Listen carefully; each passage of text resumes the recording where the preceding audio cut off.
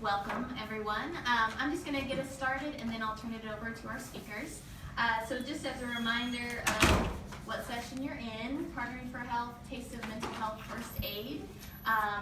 And come a little closer if you are far away. I think we're doing well filling in here.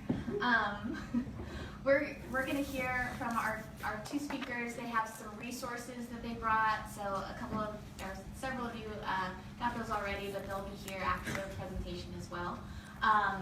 And I just want to do another plug for a guidebook. Feel free to take pictures of slides that you want to remember or to connect with others in the room. We'll have plenty of time for question and answer at the end of the session, and I hope that you'll be able to connect with others that are also interested in this topic. So without further ado, I will turn it over to Shannon Bennett and Stacy Brayuka, and I'll let them introduce themselves and jump in. Thank you. So my name's Shannon Bennett. I'm a licensed professional counselor. I provide outpatient services for CAVU Mental Health. So we provide outpatient services in the community. And then part of also what we do with Street Medicine KC, which they're speaking later today, outpatient mental health services for the homeless population and lower income individuals. Kind of a third job. I have lots of hats. I do psychiatric intake assessments at research, like in the emergency departments. So kind of a little bit of everything, outpatient and inpatient. Like I said, LPC in Missouri and then LCPC over on the Kansas side. So that's a little bit of my background. I'm Stacy Brayuka. I'm a licensed clinical social worker, licensed specialist clinical social worker on the Kansas side. I also have a master's in public health. I'm seeing some people I know today because a year ago, last week, I left CAVU after being there for 8 years, and so it's kind of like coming home day for me. I currently work for myself. I have my own business called Social to Health. It is a business that specializes in social media for social work and public health organizations. Because if you have somebody who's doing social media for you who doesn't know social work or public health, they can't really field the questions that people might have about your business. So that's kind of my specialty, is I can field those questions as well as do the social media, which is part of what I do for CAVU, and I help with Street Medicine's. CAVU now has a website that I built a couple weeks ago, and if you see anything wrong on it, let me know so I can fix it. Because, you know, that kind of thing happens. So I think we just wanted to kind of get like a general idea of who's here. I don't expect all of you to go around and say what you do, but like community health workers, or if you could just kind of throw out a couple terms of what role you play in the community so we kind of know who we're talking with. Raise your hand if you work in social work. There you go. Yeah. Raise your hand if you work in public health. Okay, if you're a community health worker. If you are an administrator. Raise your hand if I miss. Mental health therapist. Yeah. Faster. Okay. Philanthropy. Okay. Yeah, so it's a good combination. And then who is familiar with mental health first aid? Has anybody gone through the full course? Some of you have. Okay. And if anyone's interested in becoming an instructor, get some more information. I'll tell you guys some more places to get some information here when we get it. And so we're not going through the whole training, it's just Right. like the title says, a taste of mental health first aid. So kind of like a discussion piece. At the end, we'll open it up for about 20 minutes of questions, kind of sharing resources, that type of thing. But Stacy will go through the presentation, and I think you're open to questions during. I'm open to questions during, or comments. although forgive me because I will probably move fast to get through as much of the material as I possibly can. And hope that I can use this pointer. So it is a taste of mental health first aid of what a day in the life of Algie is like. Algie's this little guy here. With 1 in 4 Americans experiencing mental health or an addiction disorder each year, the National Council is the national program who brought mental health first aid here from Australia. And they're committed to making this training as important as training for CPR and physical first aid that you would take. How many of you in here would know what to do if somebody had a gash in their leg all of a sudden in here? Why do you know that? Training. You've been through some kind of training somewhere on first aid. Whether you're certified or not, you at least know what to do, okay? So that's how important mental health first aid is as well, is to be able to know what to do when someone is experiencing a mental health crisis. So mental health first aid came from Australia, came from down under. Algie is the name of the guy. It was first created in 2001 by Betty Kitchener. She's got some great videos over on YouTube that you can hear about the history. Kind of an interesting history, and it's fairly well known in Australia. I have some business associates in Australia now who aren't in mental health. They're on the business and marketing side of things, and they are very familiar with mental health first aid. So it's part of the mission and vision of the National Council, as I said, and it helps everybody. Not just people who are therapists, not just community health workers, not just public health people. It's for anyone who wants to learn and know about mental health. And anybody can be involved. You don't have to be a therapist or in the mental health or health fields to be an instructor.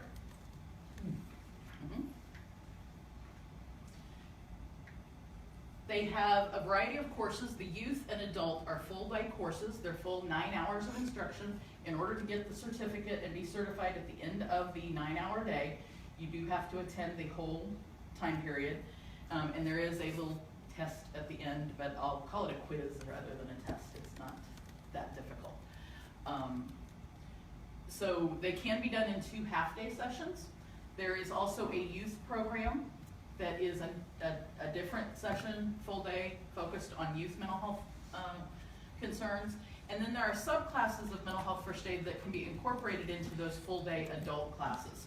Those are for veterans, older adults, public safety, higher ed, and our Latina friends in the Espanol. I would not be able to be certified in that. As Mariana over here well knows, my Spanish is smaller than poquito. And since I haven't been around it in a while, it's even smaller. But there are different, I'm currently certified to do the veterans and the public safety as well as the adult. And I will say that there's some very specific things that our veteran population deal with in mental health that are addressed in there, and the examples are given in videos and such are very specific for those populations. For public safety, it's very interesting. Hoping this video works. No. And the sound is up here. So our current First Lady, Ms. Michelle Obama, has actually taken a very shortened version. I think she got away with getting certified. We'll be training 3 million people in mental health first aid. I went through some of this training a few weeks ago, a shorter version of it, I have to say. But even in that short time, I saw just how useful these tools were.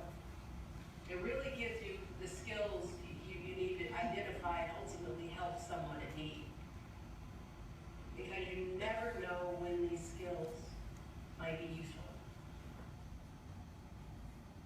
So just like you don't know when somebody's going to end up with a gash in the leg, you have no idea when or where the skills that you would learn, and it's one of those skills that just kind of automatically go in place, like CPR.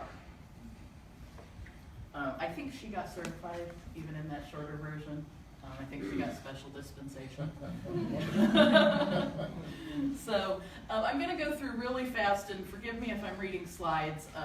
I was up really late last night on a marketing show and online, and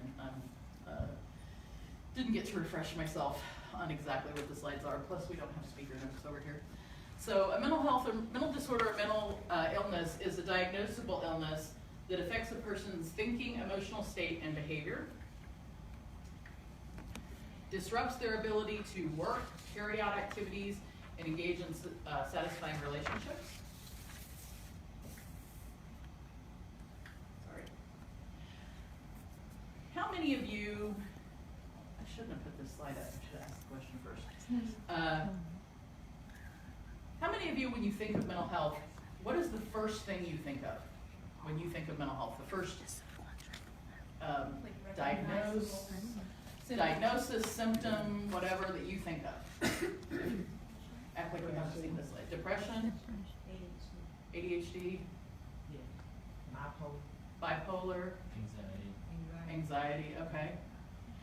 If we were to walk out, you know, to go somewhere in the public and go ask the general public what their thought of what mental health was, what do you think the answer is going to be frequently?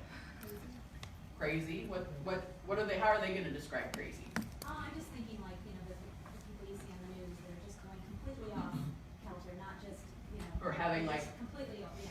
maybe having a psychotic break even, right? And having psychotic symptoms like hallucinations and delusions, and possibly have a diagnosis of schizophrenia. Less than 0.5% of adults in any year, schizophrenia. Almost 20%.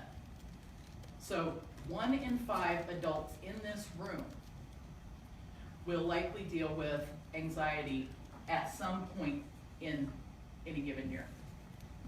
And I think that number is extremely conservative. I think it's a lot higher. As one of those adults who also is a therapist who also teaches mental health first aid. I bring all 3 of those things. So almost 20% with anxiety. Major depressive disorder, substance abuse disorder, as Shannon very well knows, those frequently happen together. A lot of times substance abuse things happen together because as younger people we try and medicate what we're feeling with those things. And so things really get mixed up by the time we're adults. Or sometimes it's easier to medicate with alcohol and drugs as opposed to continuing to follow up with your outpatient providers. It's either easier and I think more and more, it's more accessible. More accessible. Which is another hurdle that we have to deal with in public health and advocacy from the social work side, advocacy from both sides. So mental illnesses can be more disabling than chronic physical illnesses. For example, a disability from moderate depression is similar to the impact of relapsing multiple sclerosis. Anybody know anyone that has multiple sclerosis in here? That's not the easiest thing in the world to deal with. You know? It's going to knock you down. Moderate depression, we're not talking severe depression. Moderate depression can have a similar disability. It's comparable to the disability from quadriplegia. Exactly. And that's severe depression. Severe depression can be as comparable. And obviously, I'm thinking in any one given person, that's gonna, can be either way. Disability refers to the amount of disruption that causes disruption of a health problem that causes a person's ability to work, carry out daily activities, and engage in satisfying relationships, just like we saw a minute ago. So if something disrupts your ability to get to work, you're too anxious because maybe the meetings are anxiety provoking for you, or you're depressed and you can't get out of bed, which means you're not going to necessarily be able to carry out daily activities. You're not going to have good relationships with people around you. Your work life is going to suffer. And it's not going to suffer because you have an attack of MS, something that someone can see. It's the invisible things that people may not associate with a disabling situation. Recovery is the process where people are able to live, work, and learn and participate fully. So it's not cure, it's a recovery. It's a recovery from that episode of depression or anxiety or even schizophrenia. For some people, that's the ability to live a fulfilling and productive life. So before I said something about having anxiety, would any of you in here had figured that I deal with that? Other than those who know me. Jay. Other than those who know me. And maybe, I'm probably a little bit anxious up here this morning, but that's a different anxiety than what I usually deal with. But I, pretty much can be productive in most areas of my life, even though it does play a significant role in my life. For others, recovery implies the reduction or complete remission of symptoms. So mental health interventions are kind of on a continuum. There's people that are well, all the way up to people who are recovering from something. So somebody who, and even maybe somebody who's been well in their life, and they may become unwell. And many of you in here, especially in public health, I know, thankfully, we work on a lot of prevention scenarios. So we work from that prevention side a lot. And even early intervention, getting, for public health education, getting information out to people. Those of us in social work, we frequently end up on social work and counseling. Sorry, I didn't mean to forget you, Shaven. We work on that treatment end of things. We're the ones who deal with people who are dealing with severe and persistent and ongoing mental health concerns. Mental health first aid kind of hits this sweet spot in the middle. It's after prevention, but it really can hit prevention because it's going to educate the general public about mental health as it is. So it doesn't have to be somebody who knows they have mental health concerns in their family. It could be anybody who's outside of this building right now who wants to learn something new about mental health. Comes in with an open mind. It definitely, any early interventions, because it's going to give people information and it's going to give them resources of what to do. And then it can maybe help in that getting people to treatment portion. So what is mental health first aid, and who is this algae dude, this bear? And I forgot my algae guy, I'm sorry, I meant to bring him today. Mental health first aid is built on an action plan. It's a 5-step action plan that is the 5 letters, ALGEE. By the time you go through a 9-hour day learning mental health first aid, you will have memorized what each of these are. So anybody who's been through the mental health first aid class, can you guys tell me what A is? Assess for risk of suicide or harm. Woohoo! Assess for risk of suicide or harm. And so why would we want to assess for risk of suicide or harm?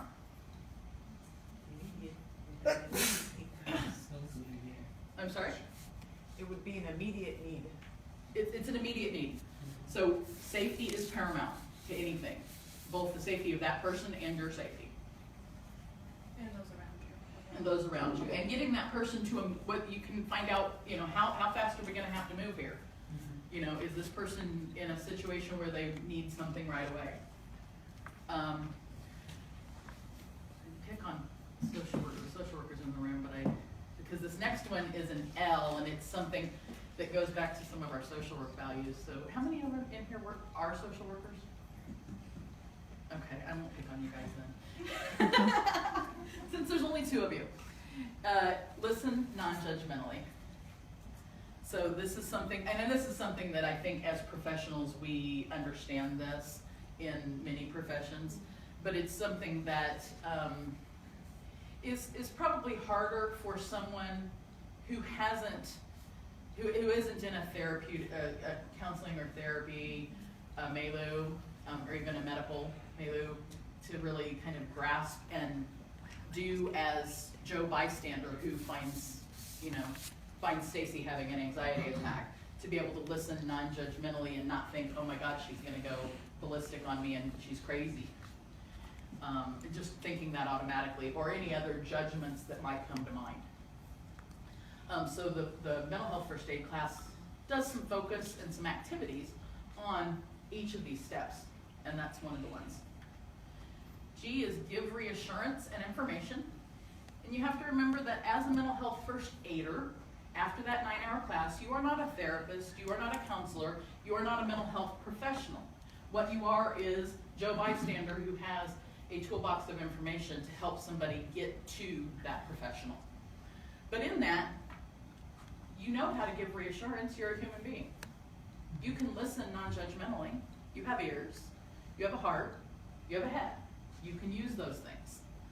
So giving reassurance and information. Each person who goes through a mental health first aid class leaves with a packet of information on local resources similar to what you have today. And there's also a very nice, well-done, evidence-based manual that the person leaves with that has lots of information that they can take with them and have at a moment's notice. Okay? So there's lots of information that a mental health first aider takes with them. E is encouraging appropriate professional help. So if you feel like the person is needing appropriate professional help, it's kind of encouraging that. It doesn't mean forcing someone to, it means encouraging it. And encouraging which kind that, you know, they may be ready for or that they need at the time. And encourage self-help and other support strategies. So this brings in not just the professional strategies, but also it brings in our clergy, it brings in the churches, brings in support groups from the community. Now with many online resources, it could bring in online, say, private Facebook groups or other groups that someone might find supportive. I'm gonna add something here. Mhm. So in this process, like assessing for risk of suicide or harm and giving reassurance, if you're not sure, if you cannot handle a situation, obviously you call 911 because they handle it, they take the proper steps and probably go through the emergency room, and then that's where somebody like me comes in and does like the psych assessments to determine level of care at that time. So if you are unsure which way to go, call 911. And thank you for bringing that up because that is part of, in the class when you're taking, you know, when you're talking about the A letter, the assess for risk of suicide or self-harm. And keep in mind, these don't happen linear. These steps are linear because you want to assess first, but you're constantly assessing while you're doing, you're constantly saying, hey, is this person escalating and things getting worse and am I gonna need to call 911? You always have those, you know, you have that toolbox of information. Again, you're not you wouldn't be a clinician, you would be like a gatekeeper, somebody to help someone get to the right place. And one of those big tools is definitely, if you feel unsafe, you always call 911 because then the police have the right mechanisms in place to get that person to the nearest appropriate professional help. And frequently that is Shannon in the ER or whoever's working in the ER. I have a question. Yes. Where is the guidelines at when individuals make a choice they don't want to take their medications? Where's the upline? I had a situation with one of my believers went off their medication, and so I did, you know, the husband called and I called 911. They did all the proper things or what have you, but they just asked her a couple of questions and they didn't take her in or anything, and then I had to have, it got more severe because now she went off and she went further off into the city, and I had to do the same thing over again. And so I was a little surprised that they did not, when they knew she was off her medications, didn't try to intervene at that time. So is there different guidelines now? I know I've been out of that social work loop for a while, but I was a little surprised with that. So they probably did not see her as an imminent risk of harm to herself or others.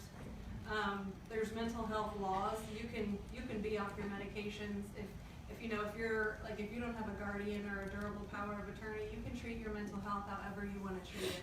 If you don't want to take medications for years, you don't have to take medications. There's a choice. So probably what happened is they probably did not deem her as imminent risk of harm to herself or others. So even if the husband stated that she was, they just didn't see it, they still. Yeah, I mean, without knowing all the details. And just from a policy standpoint, I'll bring it from the social work policy standpoint, is if you didn't take your blood pressure medicine, would you be able to, you know, be arrested for, you know, because otherwise you're going to end up and that's probably not the best. It's not the best example because it doesn't always put you at risk of hurting someone else. So it really, but they it's had still, to see her. it's a choice. It's a choice issue. In action, doing You know, something. Yeah, she's got to be at risk of her hurting herself or others. Yeah, so I'll just add, like, to go for inpatient psychiatric help, there has to be like an imminent risk within the last 24 to 48 hours of harm to self or others. I'm going to see if this plays. If it doesn't, I'm going to be able to give you guys a link to on YouTube to seeing 5 different lessons that are one for each that letter of algae's name. This is a video of one lesson for algae. This comes from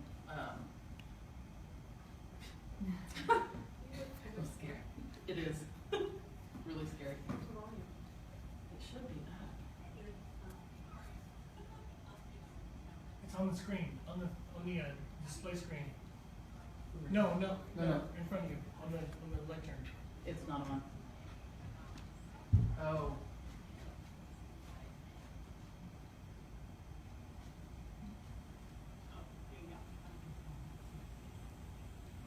It's also maybe a little low. You need to turn it up on your on the. Yesterday, we talked about how you can assess for the risk of suicide or harm. We talked about harm, and we talked. Just relax for a moment. Talk amongst yourselves. It's the video. So. I will get you guys a link to the YouTube video that is all 5 of these. It comes from I did the first instructor Twitter takeover of Mental Health First Aid, National Mental Health First Aid of their Twitter account in June. And this is one of the videos. And I was whispering to him, so that's why that one's loud. Hey, oh, sorry. Alfie and I We were talking. I was listening. Happy Tuesday. Stacy Brady, and I am going to tell you today about the second letter in you guys' name. Oh, here you go. Yeah. So, yesterday we talked about Yeah, I'm gonna get you back on the. how you can I can get back on. assess for the risk of I'm gonna not use our time this way, that you can see. That particular video was a 2-minute segment just about listening non-judgmentally. And it's a cute one, but it's obviously too low to hear. I will give you guys a link to a YouTube video that has all 5 of them together so that you can go through the 5 steps of algae. It is about a half hour maybe, that particular video. So mental health, it needs a great deal of attention. It's like our final taboo that needs to be faced and dealt with in our world. We kind of talk about it in those hushed tones, if we talk about it at all.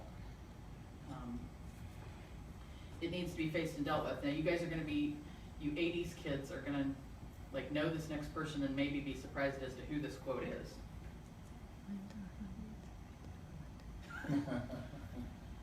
Which leads me to wonder, does he have a family or somehow a connection with mental health? And I use that quote partly because it's adamant, but really I like the fact that he describes it as a final taboo that we really need to face and deal with. Obviously in this country we have a few other things to deal with in the next couple months, but I think that are in the headlines, but I think we need as a society to bring mental health to the forefront.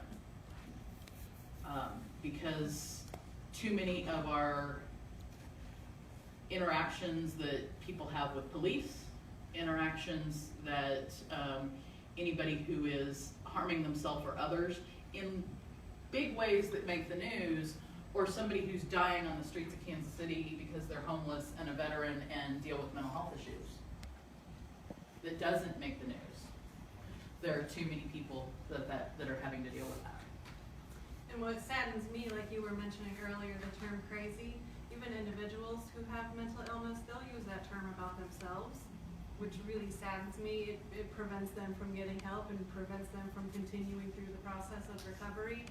So a big part of what I do is basic education about it does not mean you're crazy.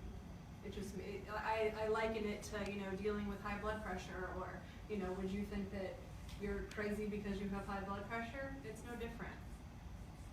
I don't want to for you two. One of the questions I have, I'm thinking about, because I'm not a mental health professional, but you know, that slide that you said when someone's going from well to unwell on that spectrum, and when you're dealing with patients, you know, and we're thinking about all these folks, where is that point where you kind of start to say, is it like that period of 2 weeks where someone's just kind of, as far as depression or moving towards being unwell, is it like 2 or more weeks that someone's struggling? Because I think a lot of people just are kind of going from unwell to well, but that may be years.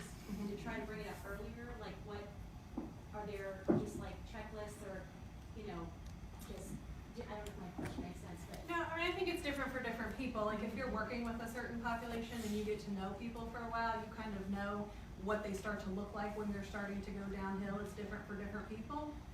And even when somebody's first recognizing that they may deal with mental health concerns, you know, it could be somebody who's dealt with it all their life, since they were a child, or it could be a young adult in college, or it could be it could be at any point in your life that you actually realize that that is what you've been dealing with. And kind of like Shannon said, is you know, you have people who have been dealing with those things quietly, invisibly, and maybe even the people around them have come up with coping mechanisms and things that they all do to take care of that. But it's getting the information, I think, that then shows, you know, what would you guys do if you were having a heart attack? Or if someone in this room was having a heart attack? What would we do? We'd encourage them to go to the emergency room, right? If somebody's having a mental health concern, we're gonna encourage them to, you know, deal with that. And I use that example. And I think an important thing is to look at, is there a change in functioning? Are they no longer, you know, going out with their friends? I think that's the important piece. Is there a significant change in functioning? Like their sleep, their eating, their interactions with others, that's something to Like keep in the last 6 months, have they taken even more sick days than they normally did? Are they like just saying, oh no, I think I'll stay home tonight, or yeah, are they not able to take care of their self-care needs? Are they not taking, you know, somebody who's normally just well coiffed and put together, and all of a sudden, you know, over that time period, you notice a kind of a big change in what their normal is. I think it's important to know what one individual person's normal is compared to. And you know, a big thing about those words, about the word crazy, about the word normal, about the phrase committed suicide. Those are all things that are addressed in the 9-hour class, that in very specific ways. The appropriate term that's discussed in the mental health first aid class is someone who has died by suicide, not committed suicide. Think of the word committed. What else do we use that word for? Crime. Somebody commits a crime. Somebody commits a sin. Somebody commits whatever. And so if we're using that word when we're talking about dies by suicide, because really, what did that person die of? They died because they had a major depression, or they had schizophrenia, or they had something that led them to dying by suicide. But it wasn't committed. Right. So I'm gonna add on that, one of the stigmas between mental behavioral health and medical health is that medical professionals aren't really taught, right, the behavioral health aspect of it. And so it becomes really strange for me. I'll just throw something out there.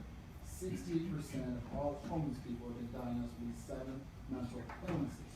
If we had that same thing with physical illnesses, it'd be a crisis, right? But that's not the case.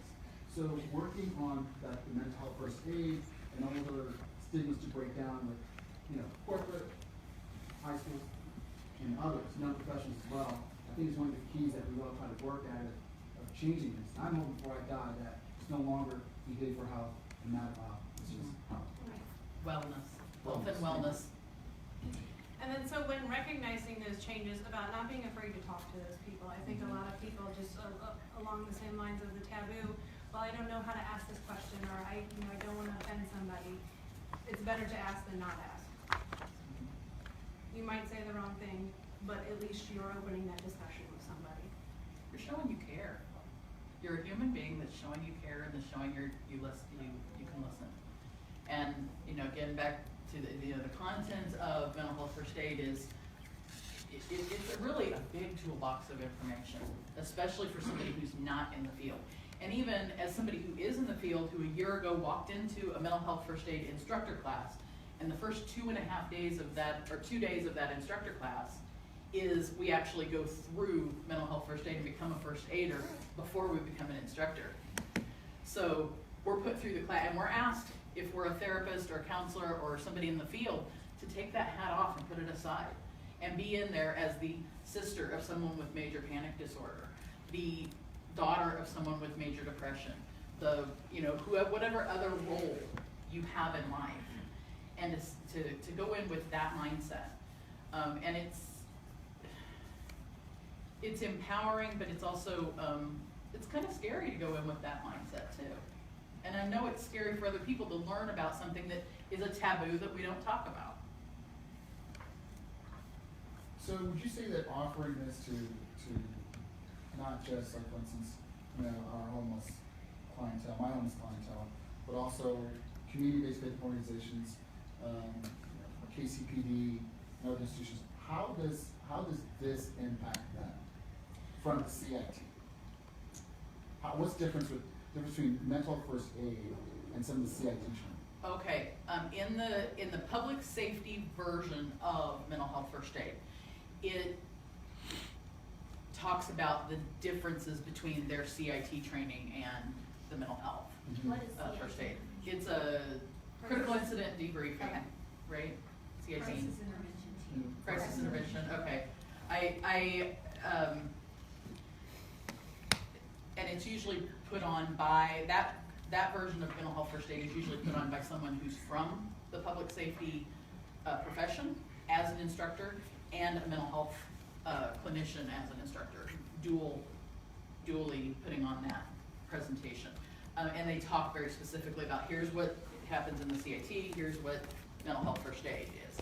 It's kind of like just giving them extra tools for that. And I think the CIT training is like 40 hours. That's Yeah. what mental health first aid is. As opposed to the 9. Yeah. Mhm. I think it's a little more hands-on. Right, yeah, it's a piece of the CIT, but it's not inclusive. Yeah, it's just an addenda, something else. As part of removing the taboo, I've heard of behavioral health and talking about healthy behavior and unhealthy behavior. I'm not a clinician or anything like that. I'm a community worker.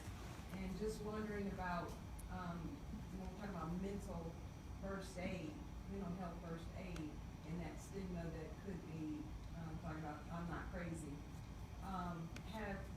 What's the discussion about that? Just talking about behavioral health, is that a term that could be used, instead of mental health? What do you think,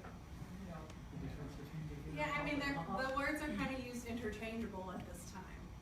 Even though really it's not just speaking about behaviors. I think mental health, as far as a component, just like Jay was saying, is mental health and physical health can't be taken apart from each other. I think as well, behavioral health is probably a small, the terms are used interchangeably, but really it's kind of a misnomer because it's not all behavior. Mental health is also a physical thing, it's also a social thing, it's a emotional, and it's spiritual. It includes all of those arenas, not just the behaviors. Yeah, but I like what you're saying as far as like changing the way people think about mental health, changing the actual words that we use to decrease the stigma. Yeah. Yeah. So how can we go, where's these classes like offered at, what's the detail, getting plugged into all this? And you're just asked about the CIT and whether this was a lieutenant in Department of Corrections. It changes the way they do their job. Right. So to answer the question about the training, oh, there you are. Your organization can organize a mental health first aid class if you have 15 to 20 people who want to commit to attending the full 9-hour day or 2 4.5-hour days. They need to make sure to purchase the manuals for each participant, have space to hold the event, and pay a small stipend to the instructors for each participant, and for the prep equipment rental. The scholarships may be available for some of the people who would be attending. I, as social health, I'm working with CAVU to help offer mental health first aid in the area to organizations. Unfortunately, as a one-woman shop, I'm not a not-for-profit that has any grant money to be able to provide mental health first aid for free.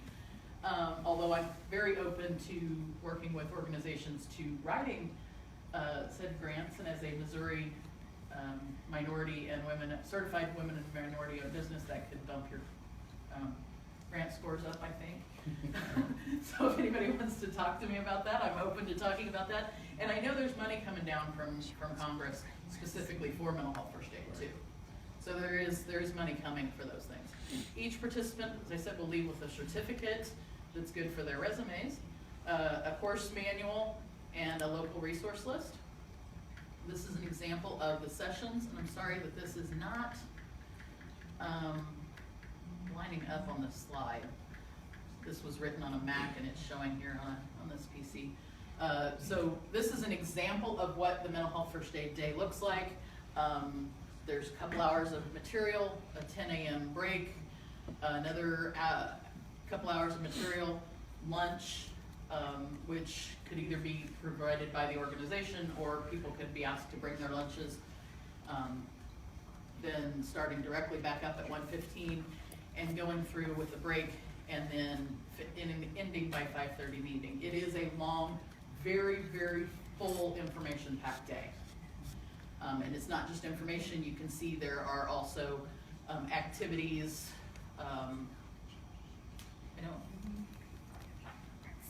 The activities are woven in each of these sections that you see.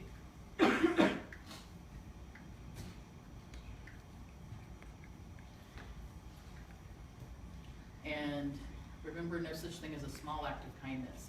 Every act creates a ripple with no logical end. So even recognizing and listening non-judgmentally to somebody who you don't know on the street, who's maybe even having a bad day, or even smiling at them, may be exactly all they need to know that somebody cares about. So you can get a free extended taste of mental health first aid, stacybrayuka.com/learn. Or if you can't spell Brayuka, and I don't expect you to, you can just write down gocreatewithstacy.com and then hit the Learn tab, and there is a free mental health first aid self-paced class that you can go through. It is, again, not the full mental health first aid class, but it's an extended taste of mental health first aid, and that's on my website. There's also a free mental health first aid advocacy graphics starter pack, and the posts are configured to be put up on mental health on the particular social media platforms so that you can promote mental health first aid as a resource. That's gocreatewithstacy.com/MHFA. Doesn't have a tab, it's hidden on the website, but you can sign up to get that sent to your inbox.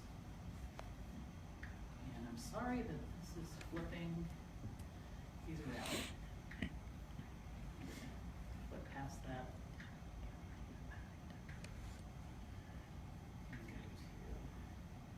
You can find me on social media just about everywhere at Stacy Brayuka. CYPR. You can find me everywhere, including live right now on Facebook Live. I put this whole presentation's been on Facebook Live on my business page. So you can go back and rewatch it if you want, which is facebook.com/STACYBRAIUCA. And then Shannon, let you finish off. I think probably the best way to contact me is the email. Is my email? Yeah, it's up on the top. If you guys can see it, smzbennett@gmail.com. That would be the best way to contact me. And I'm open for any questions or any kind of collaboration.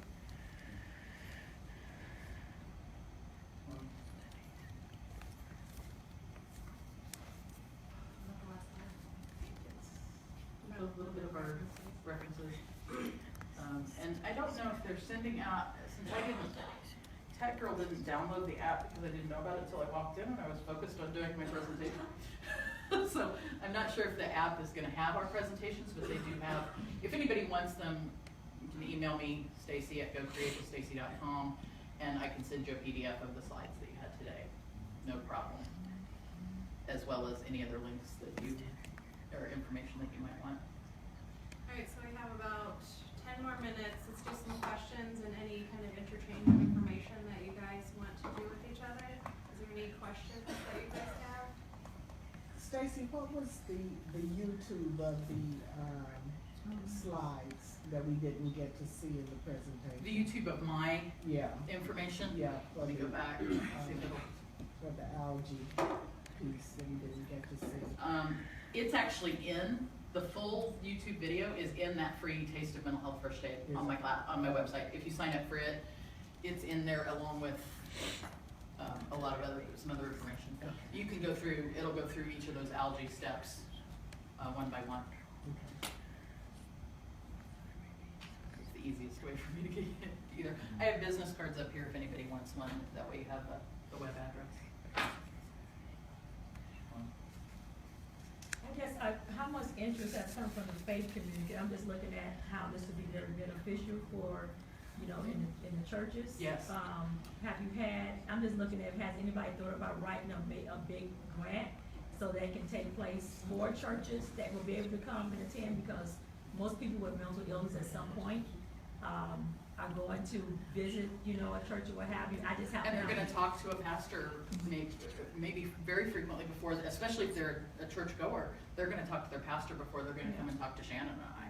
Yes, and For that's sure. what I have a master of social work, so my husband, Pastor Adam, is a little bit blessed in that area, but I still have certain leaders that I can see, our deacons and our ministers, and what I have to do is sort of pinpoint out of the 12 that we have, that I know that has the ability that can work with a person that has a mental illness, but at the same time, try to keep confidentiality. I just think this would be very beneficial for church, regardless of what denomination they have, that this will really help the faith community to be able to have this here 8-day or the 8 hours or 9 hours, you know, training. So I don't know if you guys go out, even like this little brief that we got here today, going to a congregation where they can be open to coming into their Bible study and presenting it to the whole entire Bible study, because you never know who's sitting in a congregation that has. I'm actually scheduled later this month to go to a church to do this presentation, basically,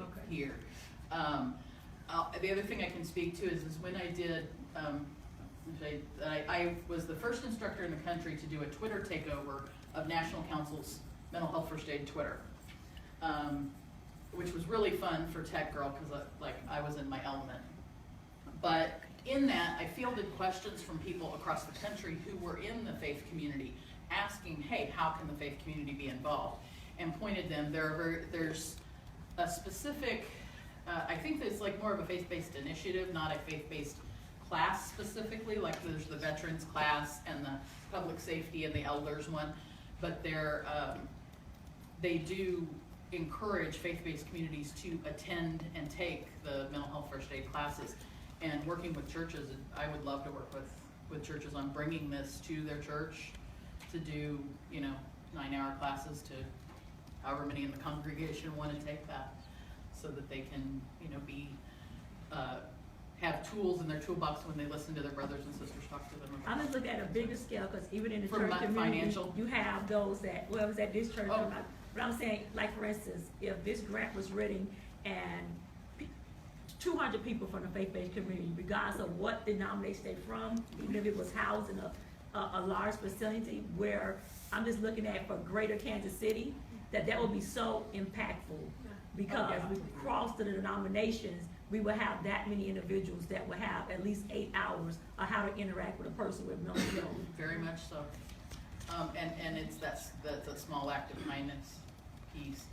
I think there's grant money. I know for public safety, I just saw an email a week or two ago that there's money coming for public safety specific mental health first aid, but I know there's already mental health first aid monies available. I think maybe SAMHSA.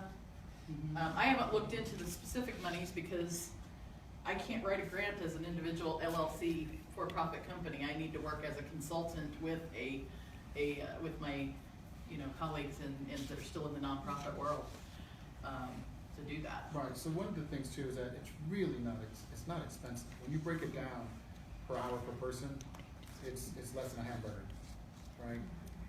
And Per that's hour not- per person. Per hour per person, yes, that's what I meant, that's what I meant, that's what I meant. But like, for instance, now, at Hope Faith Ministries in Kansas City, Missouri, for instance, the staff will be getting this, and then there's about 7 or 8 of them, and then what'll happen is that the 20 interns that are there, they'll just float down, and then the 200, 300, 400 people that come there per day would also be affected by that. So it's that trickle down economics, I'm not talking about Reagan, but that trickle down type of situation where everyone will be impacted by it. And Hope Faith, as I said, it's a ministry, it's a God-based organization, and they feel it's strong enough to provide this service to everyone. It's a super great. Sorry, I'm in pain, but if I start talking a little weird, my neck is hurting. But it's a great add-on to what they're already doing every day with the Word of God. Are you with Hope Faith? I'm housed there now. I'm housed there now. It is. Really. I was just saying, I was going to back up what Pastor was saying over here. I think that if grants are starting to become available, if there's more people who say, yes, we want a grant for mental first aid for mental health first aid, then the movement of needing first aid for mental health will grow. More and more folks are saying, yes, we need grant money for this, we need this, we need this. Yeah, if the grant money's there to do it, then it's just a case of, let's schedule a date, schedule a place and time, and churches hopefully generally have, some space, and Well, we got a big church right here. Yeah. there you go. We'll talk. Sounds good. Okay. Any other questions? I'm gonna be here at least through lunch, so if you wanna catch me anywhere, ask about mental health first aid. Yeah, I'll be around for a little bit. Has the educational system approached you, or have you approached the educational system, like with teachers and things like that? Jay, specifically? go ahead. Yes. So, for instance, Central and Hogan, 2 different school districts. There's 17 of them, by the way, in Kansas, Missouri. Principals, everyone else has said yes. It's the bureaucracy we're waiting for to go through that. So we'll have an answer when you get back to us, but they're all on board to provide these services to, especially those trouble schools. In Central, we know what's going on there, right? Just had a kid get shot there, 3 weeks ago? Yeah. Right? Shouldn't have been out at 1:45 in the morning, but anyway, on a school day. But anyway, so yeah. Part of the mental health.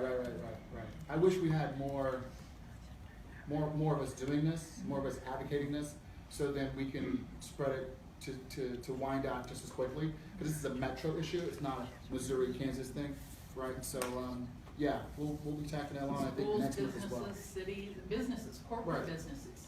Blue Springs has reached out. City of Blue as well. Springs, we're talking to City them. has reached out, so. The Heart of America Indian Center, I'm Right. talking to them about doing some classes. Let's hopefully fill soon. up the Sprint Center.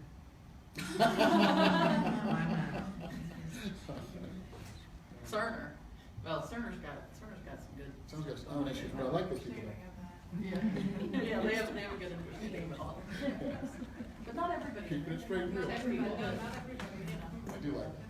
So, are you gonna be doing this at the Hope Faith Ministry? Jay, Ma'am, sir? Are you gonna be, are you gonna be teaching this at the Hope Faith? No, No. I just bring it. We could get grants to do it there with the homeless people. Right, so we're gonna be doing some of that with our individual clients, but, I think one of the things is basically testing all out and the timing of it, and some of the financial, issues behind it. It's very low cost, and I would definitely reach out to Stacy about what that looks like for your organization. But yeah, so Hope Faith, what we're gonna do is, like I said, do it with the staff, the 20 interns, and trickle down. so, As far as the youth, youth for the subset now, Yes. how far down in age does that? the youth, I believe, is 12 to 18-ish, it might be. Yeah, it focuses, I haven't taken the youth course, I have to go and take another 2.5 days to become certified as a youth instructor as well, which is in my long-term plan, but they don't offer it but like twice a year, like once in Kansas City and once in St. Louis, And so really once a year. to be clear on that, It is not a class for youth, it's a class for people About who work youth. with youth. Mhm. But we're looking, because I just completed my youth training, 2 weeks ago. Right, you were doing the youth one. And, it's targeting 13 to actually 25. Young adults are also looked at in the Yes. module.